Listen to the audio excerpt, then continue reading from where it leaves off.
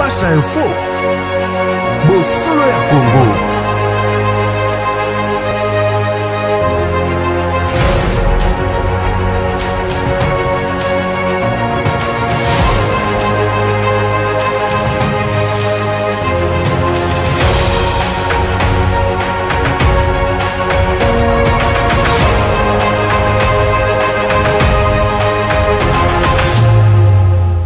Chamoupe Bosolo ya Congo, fidèle internaute, bonjour, bonsoir. Ça dépend de l'ère à laquelle vous allez nous suivre.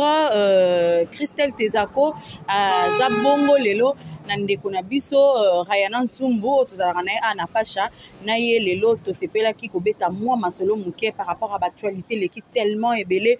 Donc, là, Tomemela Rabino, toujours bas news. Donc, là, Tomemela Rabino, toujours Maramba bien. Tout le monde est au fan d'Abongo, Teto, Zelakaka. C'est là qu'il est là to partager plateau donc clin d'œil spécial nanga pa chamoupe moi na ya maman Alinda donc déjà na mabele ya bakoko quoi donc naye mikolo nzoto na nzoto mon vieux Dadi Manek l'intelligence plus la sagesse quoi. D'ailleurs la caméra le coordonnateur Gaëtan Vandal Bambote Nayo Charlie Asifa clin d'œil spécial à toi. Rayana, bonjour.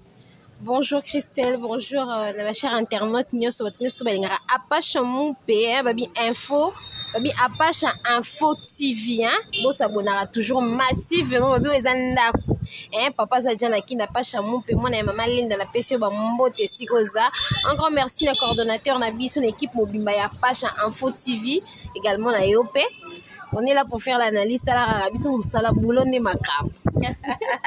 Boulonde Makambu Rayana to banda masolo na biso ya mukolo ya lelo ezala ki déjà lobby déjà tozala ki na nouvelle ya ndeko na biso Penyel hein oyo que aza na arrestation hein aza sous surveillance muto ya ki kozwa aza ki na ba identité na ye ba fausse identité na ye moko ye avec ça la texte à Covid likambo wana ekomela kinde.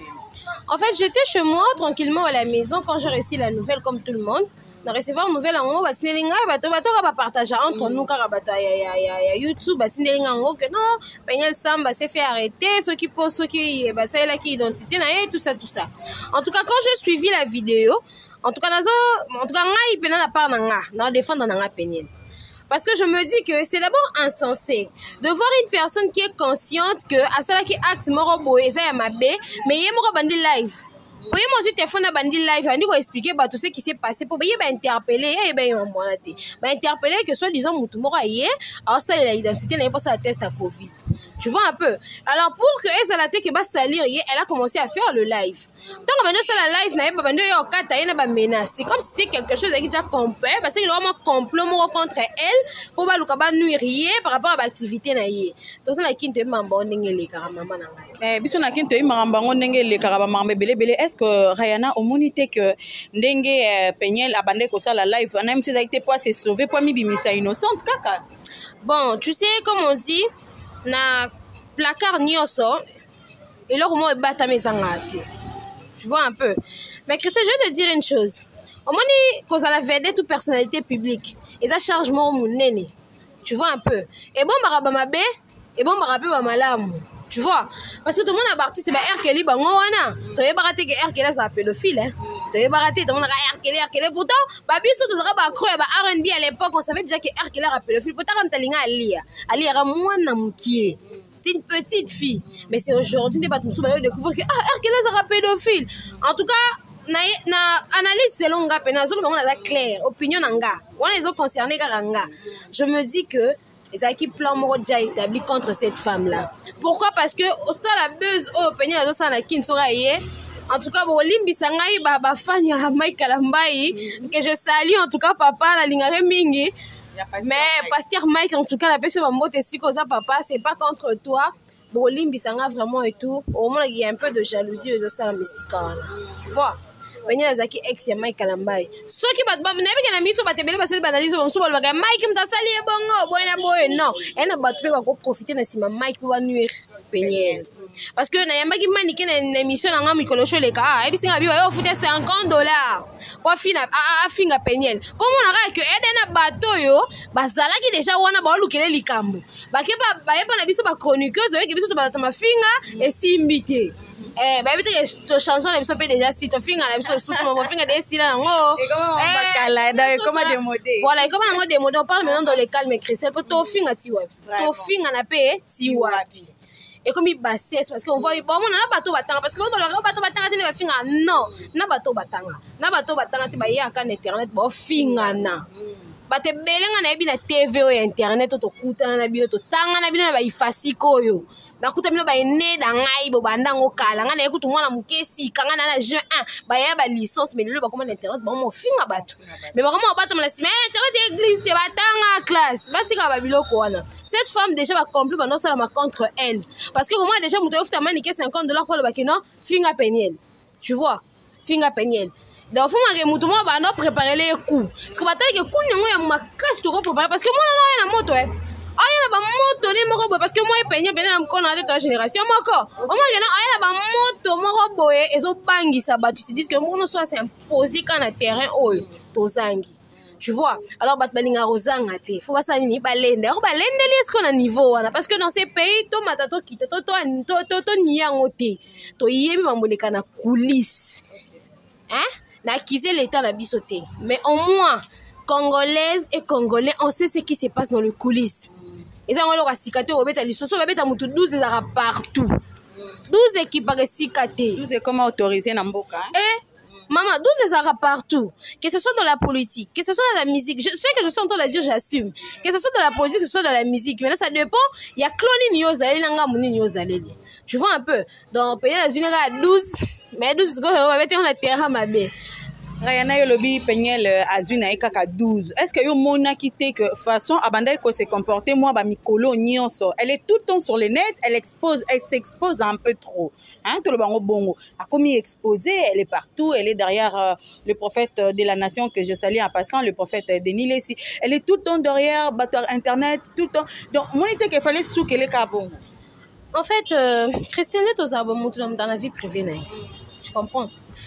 Yo na vie privée non ngana to bata kati to yebani Christelle Rayana on comprend mon to se bivi na bisoté amutu tu vois sora monique na branche oh ya azui wana et ça paye pourquoi n'est pas tout le monde là on va bien on va blog quand on travaille sur le net nous sommes des blogueuses tu comprends chroniqueuses parce que bisora ba ki yo moyebi mais en réalité nous sommes des blogueuses parce que pas blog voyez tout le monde pas blog on travaille et musale foutara mbongo bakini kaka ne ba Afrique ne passe les kengo comment que non on t'a fongé la chaîne à YouTube faut muta so code na poto muta simbi code mbongo le kana compte na po yatino ba biloko mbongo mike mo azu e belé je le dis je suis très ouverte en tout cas tu vois un peu so moni que no yé ezo foot na parce que elle reste aux États-Unis d'abord premièrement to bo santé que non Peniel Samba azamu na mo boy akoli na poto façon il y a se défendre et se sont libres parce que ça vivre dans un pays où ils sont démocratisés mais sauf que Peniel la bosse n'est que ah démocratie yo luka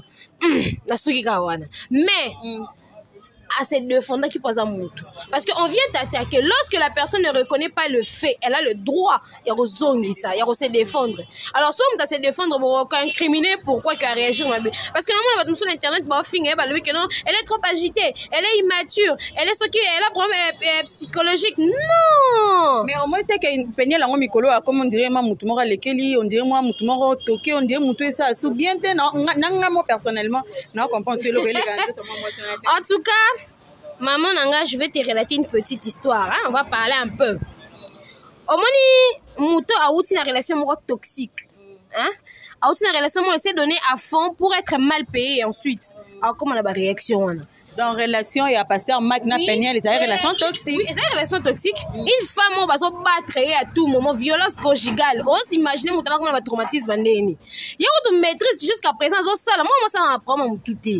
Parce qu'elle travaille d'abord à travers déjà je crois en États-Unis gardinage à bana et tout on délai petit gros bana miki au fan na bango bi combien d'examens faut les Peniel a ça la gardinage a ça la bureau tenga e bi na yoka ka ça la na bureau ngana yo ngape na yoka ka yoka bureau ngape na yoka ki non a ça la rendre gardinage à bana gardinage ngala ba bien ah c'est te rayana te to solo la te zela kasi ko bomba bana te kiboyi kiboyi kiboyi te gardinage chers téléspectateurs fidèles internautes ba bi penyo la za sa gardinage da kiboyi kiboyi te eza nini bande ko na ngai bo pesa ngai réponse bo changa ka maboko bo rebele bino bo mona te kiboyi te gardinage azo bomba bana eza lokwa mutu aza comment na ko benga ngonde ni za anunu voilà anunu abana déjà pour anunu na poto efuta mongo mais monga za ke nunu na poto awo yo sa makelele devant bateau telemi Sentinelle na poto kuta yeki na tongi immeuble. Moi nous on expliquer Christelle. Sentinelle na poto ya tongi immeuble la télé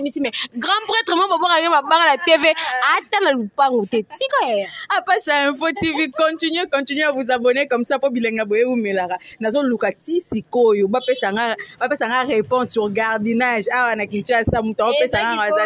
Ngana bia kiboy kasi bino bwana vie contraire bo pesa nga. Comme ba interroger internet en tout cas ba fanya surtout ya Apacha Info TV. Bo comme la biso na ba komata banga na yesi za kiboy te. Musala normal o mutazo sala pi azo futama. Kiboy te Christelle. To ça combien de filles? Ebele bana kini apa ko sa kindumba. Apa ko sa cop deal ko deal pe sa bango mbongo. O so ba bisi zo tambongo te kata makina kwana spaghetti o boya. O sepela. Bas asala ka deal aba futa ka. Voilà. Après ça né préfère ça né deal ba futé mbongo que after les misata mo nini na makina kwa. Combien de basi ba bi ko bombo mbongo te. Combien pe basana mibali na poto depuis pendant pesa ya en économie te. Ozo comprend muninga utosa neki gardinage ne obo finga ki nunu na obo fingela e wana mwana musala boy mais au moins elle gagne de l'argent parce que organiser mon belé quelqu'un qui paye ses billets aller retour azo ya à tout moment merde ka internet ndezo futa ete ya komi ko ba besoin ba mbongo zo na internet po soki mbongo za zo na poto mbongo penya za zo na poto za ko futa mais alors ça nini c'est en tout cas elle est originaire d'ici hein. Eza bazwa mobali avant toye ba ina libala wana biso pe toye ba sanga mami to mona ba star pe belé babala basio ba ebani tane lote so toye ba mi da châtillon toye ba pour la JM piana arana yo ba famille châtillon yo ba bon na lo ba bendie te ba ba mi saloni kaka te toye ba rende mi da châtillon te toye ba pour la JM piana so ba na moi clan moko boye moi cercle mo wewe kana mi da châtillon existe moi tant jiba bandi ko boka amida on a tous connu amida lelo ngana to fani alo biso ko mo sa presa Christelle ko ba paniquer mutu nyo so fa ba nga ebio tu comprends c'est de la même façon azalaki moi si amutu tala muta bongara na sima mutu tayeba na ka na sima mutu que ce soit dans le bon dans le mal. Tu vois, que ce soit dans le bien, dans le mal, mutayeba na kaka na sima ya mutu. Ce qui Mike Kalamba est juste pompo peniel aïe bana comme vedette parce qu'elle a starté à vedette à sa personnalité publique comme yebi. Tu vois un peu. Voilà. Donc il fallait qu'elle les canasima ya Mike.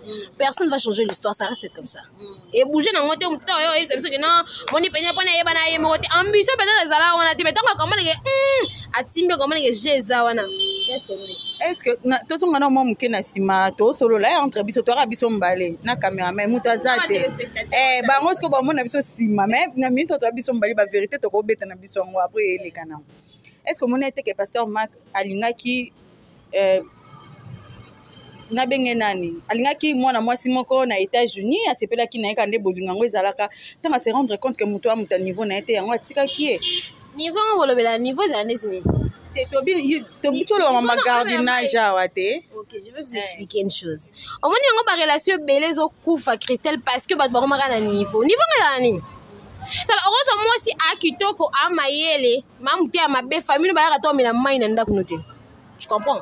Heureusement be mususu elle est sage, elle est forte na luka mbongo, ma sointa saleté. Bola ne na mbetu mon ndele. Tu comprends? Tout ça, ça compte. Mon mibali bazana bango sur le mibali akala bazara. Na ke bala moi sa famille mon bout pas bana mon bout ba la mbongo. Non, nous n'avons pas intérêt parce que depuis longtemps ça a toujours été le cas. Nous n'avons pas intérêt personnel na ici que fandeli. Tu comprends? Ce qui Mike nga ko dans le bras c'est le contraire. En tout cas, na répétant ba fan il y a pasteur Mike Boy excusez nga c'est Mike qui a suivi Peniel par intérêt. Combien de basi au Mike atika atoyo ka basango. Moi na intel azara moi sine. Natanga ba komo nga pe kangali te akanda ba muli. Mais ba bilingwa la kune koma ka paniquer atika ba sœur na lingwa la ba chanter mais na lobi boye naza clair na ba propos nazo tenir awa Mike Kalambai. Combien de relations azwa ki awa pourquoi balaki bango peut-être ayebaki donc ce tolobi que ça intérêt pour baser batikala ki basia kitoko na Congo en tout cas basé belé et mususu akani oya kanisa ki akuta na ngakuta na ngote yanga tiki na ye na poto kuna intérêt ni azwaki oyo bali mosi na poto oyo moni intérêt c'est intérêt musu ya mbongo intérêt ya mbombe belé tanga moni intérêt ngo ezate ngo tiki ne bote na ka rigueur pourquoi moi je ne il a le droit ngana tenaka rigueur contre le pasteur Mike T même na l'été ça ramuta ko funda liboso ne mutaka na raison oyo tika na sima eza entre bien to boso na tribunal biso toyeba te biso tozaka muta ki inde ti maison communale ya porter peut-être comme parquet tribunal total muta ki liboso testeur le reste ça nous concerne pas. Mais le premier pas, il y a un bat baromone. Elle ouais, yo sala bola musala balam bat bacha okati. Mukolo sa ka mabe moko biso stoye. Christelle mwana mabe ngakuta sala ngana lika musala te ba bambango. Tu comprends? Moi je me dis toujours que non, entre les deux cas, intérêt ezalaki parce que c'est l'amour. Soit c'était l'amour, soit c'était du côté financier. Et ça la aspect belé, soit mi to de détails, faut faire ça peine la mec go expliquer parce que bolingana point ni boko basi na niveau robota. Tu comprends? Voilà. Donc, on réfléchit de notre façon. De la manière, on a vu ça, on fait ça. Réponse consciemment, tout ça, analyse de fois. Université, diplômé, en général. Mais au moins, on a un diplôme, mais allez peut-être on réfléchir. So si analyse tout ça ça peut-être que les kabiso pour te faire voir gars pour ma niveau te ba yé pas ni ba intérêt ni no bon ba lingani la ka pour attendre vendre que c'est ton le ba le ti lobby to za réponse on a te faute na bon ba bon tant simi na ngote ba kaboy na bango tant simi na bango te ba kaboy na bango mais au moins une chose est sûre au moins les cambo de violence conjugale que ça soit physiquement que ça soit moralement et bon à l'intérieur muto alinga tu appelles ça que confesse que détruire c'est fini mère et si moi ça elle est détruite de l'intérieur on met ta zala ba mabe na ye mais tant que moral n'est pas troublé c'est fini pour azonga les sous ye pena fois que ne pena ba benga ba banani na état où ça ba traitement mo balandela rabo faut landela ngo pena fois zonga no mutu moi je me suis toujours dit qu'elle a un problème elle a ça moi pas si moi rakati na ye on rejoindre bateau balobaka ça un problème à mutu un problème psychique ça un problème psychique je le répète encore une fois de plus sauf que elle souffre de l'intérieur il faut ça na mutu oya ko partager na douleur wana abimisango tu vois si ça je pas kuta na mic ba fanda siligela mic parce que au moins les séparations ok to loba na mabete si la mabete ka na ba haine yo ke na haine ngapi na ke na ba kuta bon balé ba solo le balango pasteur Denis le prophète de la nation pétage donc va péter la bango va plat va kata na la bango et tu verras que non la suite sera autrement mais ça va que kana ba liro maman tika les arabes donc continuer nango ka ozala boy et puis na répondre que la question na moko to tulenga par rapport au monde ya comme tambona pasteur Denis et tout to bengena prophète de la nation papa ya mbaba na nyoso parce que je me souviens d'un que monsieur mon dernier c'est lui que non il y a papa yo ça c'est pas un couple on a makasi sauf que yo ça là que non bakaboy na bamaram na bango isimbité penya la za mwana Mike pas za mwana vous comprenez un peu donc il a rien à voir autant bona mwana kani papa ça là na mwana et si na mwana et papa pas un père spirituel à ça gagner d'âme en tout cas il y a mon nyonso ouais donc yamba mutu nyonso soki tozana ozana moi conseil moko lelo to chuter na comme chuter na la makambu ya penyel soki ozana moi conseil moko lelo yo prodiguer po azape mutu asa déjà mutu ya ba buzz asa mutu ya internet donc atalara internet et quoi ya pe otala biso donc so ozana conseil moko ko produire et ko ozala net conseil nini en tout cas si ozana conseil moko na ko produire premièrement Internet ou réseaux sociaux en général. Ils ont Instagram, YouTube, Facebook, WhatsApp. Au moins, et puis on se dit bon ça va bien battre. Et puis on se dit que ça va réputation à battre. Mutam tout ça afton de to vania na plateau na concert na bisa na bisi ba gros bisous. So na misa ba vérité ba kati na biso ba les passé ba les présents peine la za bien. Oh, tika bon. Non, pas si musu to mona ba vie so na expliquer ba to peine la bien. Tu comprends? Mais ça sert à rien d'exposer ça sur les réseaux sociaux.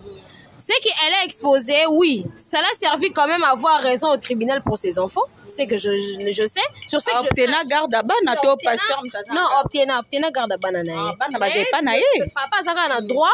Il y a reçoit soit à bana naé, oh, il y a un qui peut pas t'indaga $500 pour le business là-bas. Bah, ça vraiment un bon rebelle, tu as routine là-bas, na par 500. Bon rebelle, tu bon, on a na majabu, on a bon. Et elle a 500. Papa, bana tinde la ka, maman bana 500. 500. Alambote, 500. Bon, on les a en tout cas, comme conseil que je te dirais, en tout cas, Isaac avec Peniel, retire-toi un peu de réseaux sociaux. Je sais que c'est la rombon. Arokoka. Arokoka te. On tient la coca nete mais conseil va bien l'embarquer ça moutoute. Tiens non, nazo na mom qui avant de chuter Rayana. Est-ce que ezate que alingara toujours ba mona raye, alingara toujours ex naé à Sandra Kaza en vie, alingara toujours mona ka kufate yango tout le temps elle est sur les réseaux sociaux Peniel. Eh ben si c'est pour le cas en tout cas ma chérie fais encore plus jolie. Reste là. Si c'est pour les cas, reste là bébé. Pourquoi? C'est possible boyena mutu yo tikala wana za kan internet ka ba mona. Attends un peu. C'est un peu exemple mon bête hein. Jennifer Lopez là ba ex combien? Parce qu'on reste en actualité à tout moment si elle est sur le net, c'est parce que ex n'est pas basé belé. Ah sa promotion est venue. Ah gagner longo mbongo Mike atinda 500. Ah boko la banana ndeni Mike atinda 500. Ngate mna loba kyango ba image eza openye la loba ki 500. En tout cas na osenga pena la réalisateur na biso neto lo belango boy. Ba chila biso ba image wana place penya la loba ki c'est biso te. Penya la loba ki 500. Bo chila biso ba image wana ngate mna lobi. Rayana te mna lobi. Et au côté na montage na image wana 500. Kota 500 wana mta loba kyango penye. Ngai je n'ai rien à voir. Ngala zongi sika maloba na ye. Parce que une mère déjà qui est en train d'élever ses enfants seule. En tout cas chuter la biso, voilà. Mais on a bêtement du solo maman la biso. On a bêtement du solo maman la biso mouki. Ma mère a toujours eu à nous élever seule. Mais on avait papa chose tu vois, elle s'est battue et tout jusqu'à ce que ba raison, ezaka ba raison ba kabone la kiwana. C'est une femme très très forte. C'est ma mère, c'est mon grand-père, je l'ai toujours dit. C'est que ça me force à vous. Parce que si je suis. Je suis mais je vous dis ce qui est vrai. Mais au moins, ça va fort pour la on a zalé. En tout cas, maman ça me tosse ça va jeter. Maman ta zali boma. Ayonga la bana vie na solina yi no manquer maman na respect na manquer pe ma casse au monde na pe moi na be pas bataille la nga boy. Image na nga. Mais jour en au Cameroun, non manqué au mancasse parce que nous conquis jamais quoi accepter mon temps même en 9 mois. Maman n'a tout mon année ba passe ba degré nous na obela ba maladie on so tali benanga non parents nous sont sous l'hôpital qui me pas à quoi qui est chargé. Mais c'est pas que je viens d'une famille ezanga toi pas pas sinon je viens d'une très bonne famille on entend ba comme bani ba sala ba comme to ça peut ba poster na mboko tu peux to longwe. Mais elle était la seule qui s'est battue contre moi, c'est le cas de Peniel. Mais tu vois les efforts qu'elle fait pour ses enfants. Comme conseil maman, Zoka ba mise en garde. Zala moi position moi change un peu ta manière de travailler en fait parce qu'elle s'expose aussi un peu trop. Parce que quand tu t'exposes un peu trop avec tout le monde, mais restez là tu embrasses les trains, tu vas te faire écraser. Mais au moins réservez-moi clan ya batu moko au moins na baza ya niveau na yo. Ba réaction peñe lo batu ba lobela wana réagit mal. Na mboka ça ba réagir ça bongo so na kanda. So ça na raison. Elle avait raison. C'est quand elle s'est dit qu'elle a raison. Mais on va confondre peñe le moment le roi quinoise à quinoise té. Kina banga parce que tu connais pas tes droits. Merci à ma mère parce que tu es dans l'école, je connais mes droits. On n'a jamais au moins policier sous 7 mois m'kaya maman kraka quoi ba ino ne ouais mandat de mine. Na rotangelo pena mi beko na ordre na ngo expliquer pourquoi kanginga. C'est tout à fait normal mutu na mutu fo ayebaka ba droit na ye eza vraiment eloko photo la sarabana na banda quoi. So ko kolisa bana fo la saramwana ke ba royo zomba monte na nzela ba kene na yo na zongi mwa mukera ya na eloko moto loba et capter vraiment attention na yebi bien que na montage ya émission yo Montréal Azali tant bon monter émission yo Gaëtan Vandal bozwa pena image wana $500 boche la biso po yango ndenge sala vraiment base ya lisolo onangi na beta lokola Peniel azora $500 au moins te yango na miteka en internet bon koloba bongo c'est trop dur maman te aboko la bana na confort nyonso bana ba mesana nango na ndenge bana ba zokola non attends Rayana tant usko aozwara 500 c'est suffirité ami bois qui na réseaux sociaux miteka na ye ba penge batindele ba mbongo. Mais Christelle Yom Tobiko a mis tes canadiens, a mis tes sens, j'ai pas compris. Expliquez-moi. kasi ntango omilakisa te oui ntango omilakisa tobengaka yango koteka te ana marchandise te elle vend son image donc aomiteka image na ye ezotambola na nzela ya image ezotambola azozwa mpe bacope azozwa mpe mbongo ya kobokola bana ekomi nango mosala mais Christelle, au moins de temps revenir. Ah, je vais faire mes études. Hein. Si j'arrive en premier, secondaire, et si j'arrive en troisième, je vais faire la littérature, alors le latin philo. C'est l'option que j'avais fait. Je vais faire le latin philo et quand j'irai à l'université, moi, je vais faire de la musique. Moi, je suis là, musique, comme musicien, nanda kunanga, boma. Tu comprends un peu? Deux fois, nos parents africains, bah, même absolument erreur. Peut-être dans la mission, ça n'est pas beau. Ah, ça allait. Personnalité moko bat bayebi na monde parce que papa na maman ba pasteur bayebi so babi do fo balaka pasteur omoni pesa memo na bonne erreur botika ko imposer ka bana bino bala intel sala bo intel tika muta sala chone pas moko loko inda to ko beba na ndenge na biso to ka mais oui je le dis je suis très ouverte et ça choix au basale là que c'était pas son choix je le eloko basi ba yamba na biso na lobe loko abi penya je sara choix na eti. Tu comprends? Elle va tout ça révérer, bien naza bouche de bien sexy, font la poitrine dans mes formes et tout. Bah c'est bon, frère en Christ évangéliste, c'est moi église c'est pas non. Ah bon, elle est là, maman faut délivrance ma casse ma pasteur ben bâton. Oui, je te dis ce qui est vrai. Il faut vraiment que prophétie mon Dieu a dit que yo za moi c'est serviteur de Dieu. Et puis ça l'a convaincu na moi mon ba acte na ba geste, moi mon na ça là, tu comprends? Azaki na ba ambition na na vie. Il y a un monde aussi la psycho. Ne dites pas que parce que Mike, non, il a des sentiments, il a qui caché. Elle va tout soubaner battre le libé à s'exposer, non. Et c'est loco, il a qui catinaye, c'est un Mike à l'écananzela, n'a pas bimisango. Donc, et c'est la question que tu as vendre image, s'exposer, non. La minute, yo. Na bato ba penel te ba penel. Toujours soit concert moko azokota pusana na vraiment mama. Toujours soit concert moko azokota wa amonike na monike yo le kanela nzela mais to profiter kaka akota peto belika mbote. Mbote Christelle. Boni Bien mais nini yango boy oyoki kaka ya na penel yo ko pusana belika mbo vraiment okola yana. Oui, allo bané bien. Azo défendre nae mutu bien, hein, avocate. Merci beaucoup parce que au défendre mutu bien vraiment. Mais sauf que $500 là yo loba. Et ça qui avant bah ça la test ADN. OK. Oui, c'était ça. Et après test ADN, Mike a mati ça montant. Donc il a sous 500 €. Pardon Christelle, non. Payé les Ankins. Après concert a fallu. Non, après quand émission a Denis Lessi. Payé les cas que je crois à la télé 50, elle a répété $500. Alors, depuis le mois de mars, Batine a gagné $500. C'est pas moi qui. Non. Ne pense pas. Ce qui des personnes, surtout dans le couple. Moi, je dis ça souvent. Surtout dans le couple. Ce qui des personnes, bah, au bunda. Moutam taluka raison selon lui. Imaginez-vous. Mon papa dit souvent. Nalingara koyoka litoi moko te po un chef coutumier aliaka nyama ya litoi moko te. Il faut na yoka tous les deux parties. Pourquoi Mike ne dit rien? C'est que Mike ayebi hein que non makamunyo surtout madame nanga lobaka c'est faux. C'est Lauriane Mutoka ba téléspectateurs nyon surtout ba internet non surtout ya Pacha TV c'est Lauriane Mutoka de bon na kata famille quoi. C'est la famille ma chérie. Na kata famille. Pourquoi Mike alobate? Donc, ils ont le qui s'est directement accusé que Mamoutou Peña Lobaka, c'est faux. Mais au moment où pasteur Mike Alobate pour Azana et moi Nzambe, il s'est dit que Arola Narane Bamaramouana, c'est d'abord un homme de Dieu. Oui. Mais il lobby pas karaté que Maramouno se peignait le bréal le couteau à Boyana Karande Kolanda, pour Boyana En tout cas, Lauriane, je vais te dire une chose. Hein.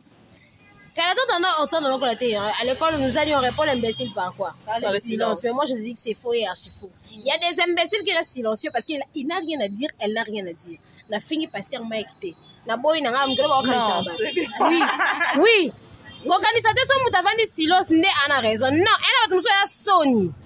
Vous comprenez? Sonia ba acte à s'opposer mon nom le banni. Non, et ça fait la courage à retenir ma propos devant mon problème boy. Ne pense pas que mon ça en a courage joana.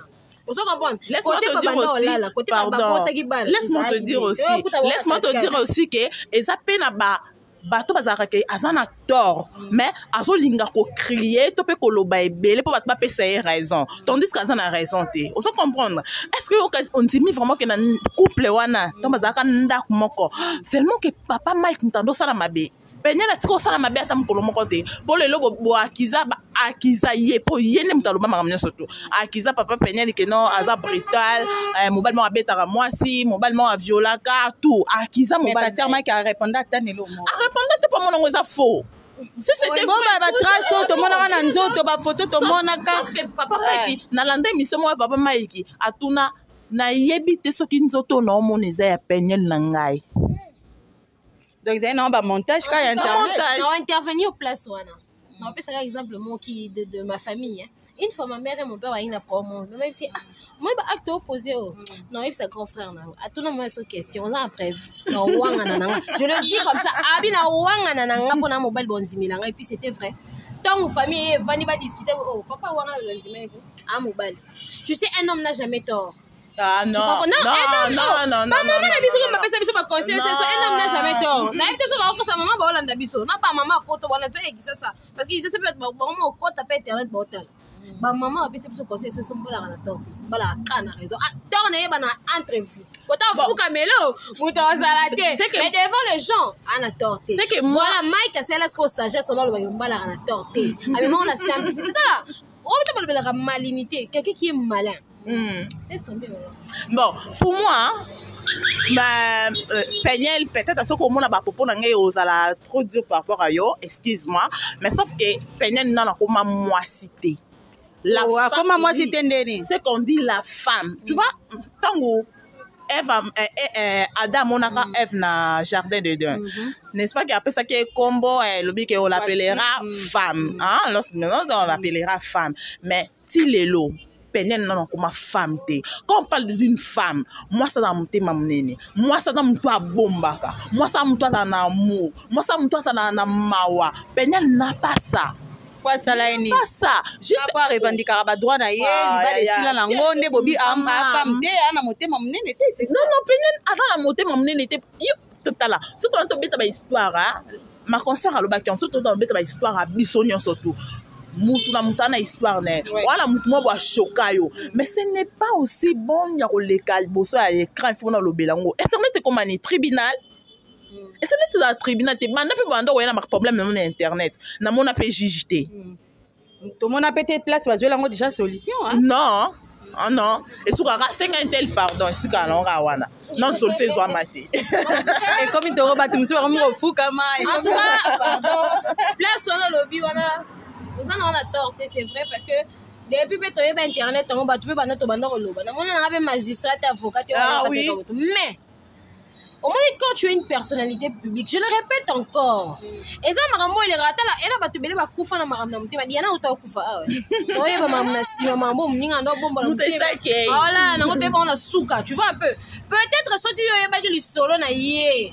On va luka diana ko tcha souci te ndeni diana to bime to beta tour diana to ke resto diana boye peut-être diana nga vivre mais tellement ka bomba mam na mutema akufi na ngani na zabo ra na mutu so yebi ngati na statut na commence na likam na comment na vous savez na comment na bo ra na comment statut na lo ba en clair au fin nga immature mais ça reste comme ça au moins je te lance le message à makambo salinga to onga na sali si je dois m'excuser je vais m'excuser oui on a quand on a ça bateau ben on a pour la sengo pardon en tout cas maman biso pas fana papa so vandi balobi na la sengo on a rancune non oui oh non c'est que so rancune té et que so rancune maman be musu ba sali autre ni telo lobi pour la sali muto ni pas blessé a blessé nga plutôt jusqu'à ce point ici tu comprends voilà oye banzambi tu vois parce que tu as bien nzambe banaka mais ça va dimension musu so comme tu te dis que non ah na ko rater bénédiction pour na rancune na muto là-bas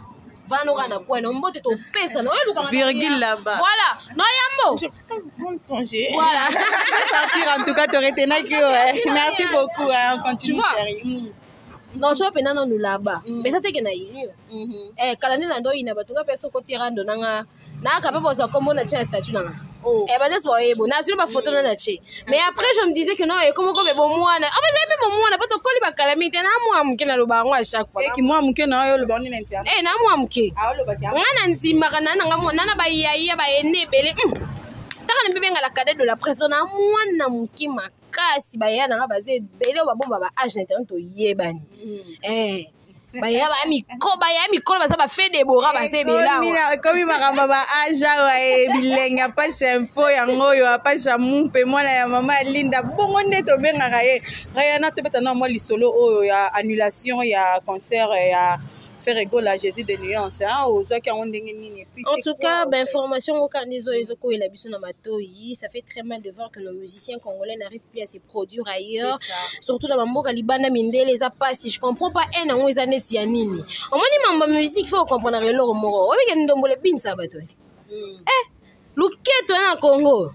ya makasi luketo na Congo avec une belle voix de Ferrego là comme ça il faut comprendre qu'est-ce qui se passe réellement. Moi je crois que c'est le grand clan battement basangani sika moi groupe moi batu et puis ça ba musicien na biso bongo groupe ngo pe ya batu on dirait pe ba congolais kaka ba tcheka 12 et ça ara bongo basika 12 vraiment na mboka na biso to ebité so to kosuka nango wapi ezo kende pe ezo continuer ezo s'aggraver et ça ara bongo oui toujours c'est la vraiment et ça ara bongo yo ebité ke mutaboma muninga na esaka mutaza pembene l'homme africain kufa kapa muninga na africain muta bomoka congolais boma muninga na congolais wana yebani eza ngo te l'homme ya sikato bat ba olobela oh ngane mna bimisi non ça a toujours été le cas. Vous comprenez moté ya maba congolais za yemo congolais comment boko luka bo empêcher mutazo ko produire au Bénin na bino nem telema ba nigérien bazo beta kuna tika ta déborder finga bato on va bila ba finga la bato bango ba ke beta ti yo combattant yebisanga guerre on za na ba yebisa ko guerre on za na parti ni biso mo batu to fanda non na RDC to za na Kinshasa wa to masa se beta rateni te boyo ke la biso mo to zo kufa te et puis vous bozo pekisa ba ndeko na biso ba beta eza manque à gagner musique ke na kokufa culture ke na kokufa to te mona awa le roi de la forêt le phénomène ngema makanda Weranson Zénith était annulé Weranson na ba préparatif nyot on ramener c'est comme que heureusement on betane d'ici là na Caroline du Nord on betana na États-Unis vient na biso le roi de la forêt qu'on salit en passant donc voilà quoi ils ont ça là vraiment pas si monter ma bémo gratuit na ko matayi da gratuit monter ma bémo ayo fele ka boetolel to lamgo monter nga monter ma bémo ya monter ma bémo ba mupute ba na makolote lorsque bozo ba artiste na bino ba produire yo boko la bane pas problème ils ont la mboka po nini po asa proche ya gouvernement actuel asa proche ya gouvernement passé asa proche mais qu'est-ce qui se passe la culture a quoi à voir avec ya pouvoir na mboka. Moi je vis quand Obama étant quand Obama a postulé aux États-Unis il y avait Beyoncé qui était de son côté, il y avait presque afro-américain bizarrement la mona mindele muso na ngambu mais c'est pas pour autant ba produire te na mboka n'est pas pour autant ba mboka libana te ba ko produire pour américain ba partout dans le monde na mona place morote Afrique le bito yamba so américain te pour ba soutenir Obama ou bien potanga Joe Biden a nani wa utako longa o mususu kombo na ekimingai entre Donald Trump na Joe Biden za kitiko bo biso linga 30 ngara Biden te bino ba américain bo so beta na mboko te pour musicien tel soutenir qui monte intel non ça n'a aucun sens. Moi j'ai vu Lady Gaga soutenir qui Joe Biden par rapport il y a Donald Trump. J'ai vu beaucoup d'artistes américains va soutenir hier pendant que non américains muso ba linga vraiment Biden te par rapport il y a que moi ba lo moi ezaki na Trump ba ndo bo ezaki l'avantage na bango mais au moins au final on a voté qui Joe Biden. Est-ce que c'est pour autant bah c'est Lady Gaga yo no zamena o me ko chama ko na Dallas te to ko me ko New York te non ça n'a aucun sens vraiment la rake Tora ba congolais toyeba na biso mamto lingi te na mamto eloko pe to lingara toyeba te masa se beta na Kinshasa te on est en train de vivre ce boyo que la rabiso mawa to ko rapper nzala te to posana to ça pays moko eza riche. Vous comprenez? Là où il y a la richesse, c'est difficile d'avoir la paix. Et ça, comme une étoile, ils ont brillé. Il y a bon qui finalement vous allez combattu. Vous comprenez? Tu as deux choix dans la vie. Soit au Simbikisi, soit au Sambelin Zambé. Pour se protéger. Alors, il y a deux choix. Qui dans le monde entier, il y a deux choix. Au Simbikisi, ou au Sambelin Zambé. Parce que le choix est clair. Il faut choisir ton camp. Il ne faut pas étouffer les autres parce qu'on est dans un pays qui est riche. Toi la diamant, toi la belé or et tout. Il y aura simbo kana bozana kimia. Ba yo yi babi ne feza bongo. faut ça bon c'est vrai ba combattre sika besoin en tout cas boyinanga te je suis na sara fière ya le bakeno na mona bande ko la biso libanda bazo bunda pona biso mais botala rapé bozo bunda cause ngo réellement ezanini beaucoup empêcher musicien abeta musique ne bozo bo ma culture na biso ba Nigeria ba comment le quoi ba bimisi la biso ba afro so kini fota nembo ko zo bonga ba ivoirien le ba comme des Bordeaux qui ko finga hôtel mon musicien congolais nini alobi ba de Bordeaux alobi ba propos tenu na ye engagé ka ye alobi que biso to que Norbert kuna trop cher bango awa ba ko se produire te donc ba tcheli biso 12 na lobi est-ce que biso to peki ça ba ivoirien ba Norbert na Congo preuve en est que série ma famille ba Delta ba yara to kanga bango te plein au basalara plein basala a craqué ma famille plein o tika ba tika la kuna souci ti le bazonga ta deuxième tour ba José bazawana artiste longa que j'aime beaucoup c'est José elles chantent très bien ba two boys bazawana linga bango makasi on ne vous en peut musique la mille bêta et bêta il y aura bêta qui a paix à son âme l'artiste comment il s'appelle encore Arafat DJ Arafat donc il tourne ko bina yo ba ye bani ato linga bango makasi ba ye bêta la bango ate bino mo ko ne bo banga bo bige he ko ngane mboka makambo mama mboka makambo ba fali bazawa ba faire baza ba innocent baza ba bina file baza ba guess ma si on y a Robeta, moi la race Robeta, j'ai conseillé 1000 fois pour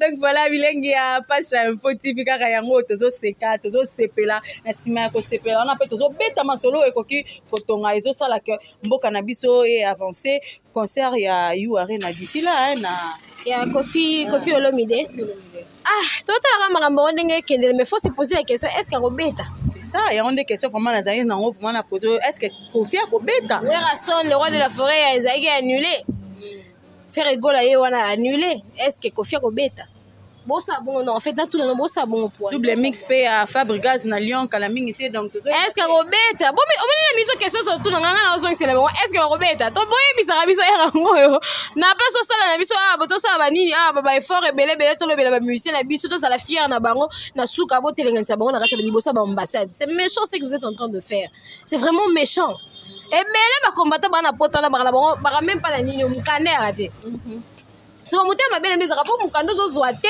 to rapport guérison est c'est comment ba guérison est to liara bien te ba continuer bongo ça là rien ne marche je viens vivre à moi aussi almanaye na pesi mbote bisika zali Adolphe est-ce que nani na abonné bika na poto Kinshasa za salité depuis na kinwi na moi na ba bandro mabeza nango mais sonde na vivre na kin posa koyaka chaque année bilenga Kinshasa bilenga Congo yebisanga yango na linga vraiment na convier je vous convie hein chers internautes je vous convie chers confrères na bandenge to sala ba émission na internet bozo rapé idée ya Robeta retour na ba site bozo rapé idée à la place to vanda ka to lobela ka to finga naka botambola na Kinshasa bola ki sape ba combattant onde Kinshasa ngo ya biso ezozala kasi pona bango que kin to kufaka kin to liaka te kin rien ne marche bozo rapé temps botambisa ba caméra le rôle ba initiative avec nanga dadi maneka kalaming te sur la page info TV botika ra connecter bozo na bilenga Congo